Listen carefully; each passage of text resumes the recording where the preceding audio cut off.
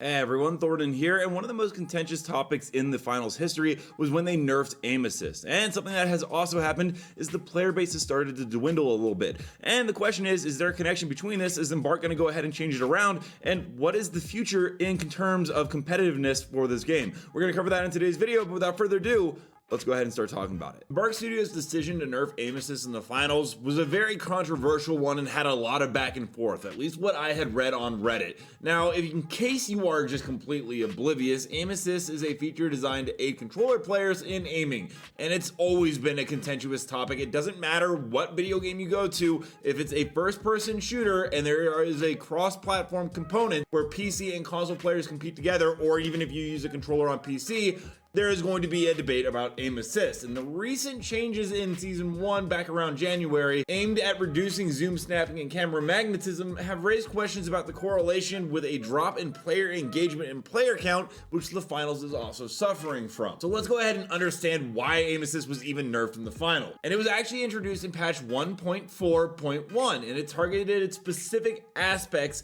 such as zoom snapping, angular velocity, camera magnetism, and key remapping programs. Now, zoom snapping guided a controller player's reticle towards an enemy's head or body, and it was capped to prevent rapid turns and removed from certain weapons like sniper rifles and shotguns. Overall, not a bad call in my opinion. Camera magnetism is responsible for the stickiness of aim and had been reduced by 15%, aiming to lower controller accuracy. This is where it gets a little bit tricky because, all you can use is your thumbs. Additionally, measures were taken to detect and disable aim assist for players using key remapping programs to simulate controller input, which was definitely something that needed to happen, as mouse and keyboard players were exploiting it and able to use aim assist, which is just stupid. Now the question is there an impact on player engagement and player count based off the aim assist nerf? Because it was met with mixed reactions from the community. Some players appreciate the effort to level the playing field between controller and mouse and keyboard.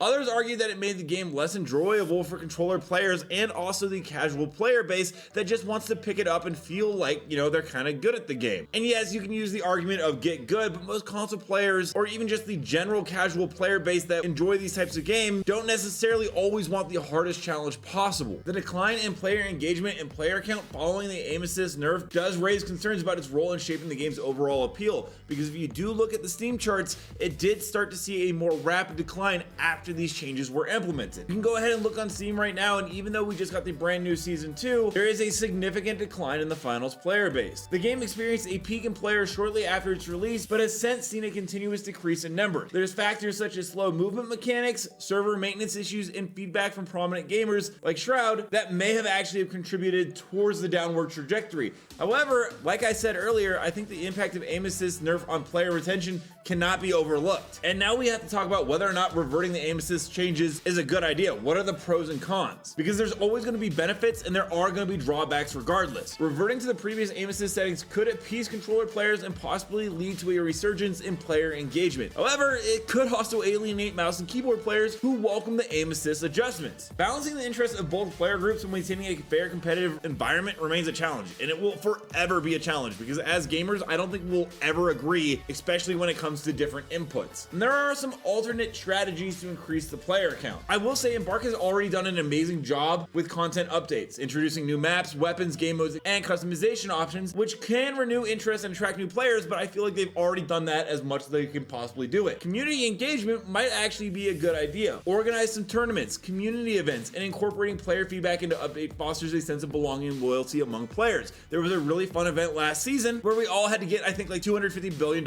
in cash outs. Something like that happening again would be fantastic. Get us all behind one common goal, or even have some content creators host some tournaments. The big one probably is marketing and promotion. Nexus said that they wanted to go ahead and do a full marketing campaign, but I'm going to be honest, I have not seen them do too much in regards to hyping up Season 2. I hope that the publisher takes big steps because the finals is an absolutely fantastic game and deserves a ton of recognition and a chance to grow very, very big. Let me know down below, what are your guys' thoughts in regards to aim assist in the finals? Do you think it is totally fine where it is right now? Do you think it would help if they brought it back to the normal levels and more console players got back into it? Or do you think, it just is what it is? And also, if you guys are looking for more information on Helldivers and other video games, don't forget to check out my other videos right here. And until next time, thank you for stopping by. I'll see you in the next video.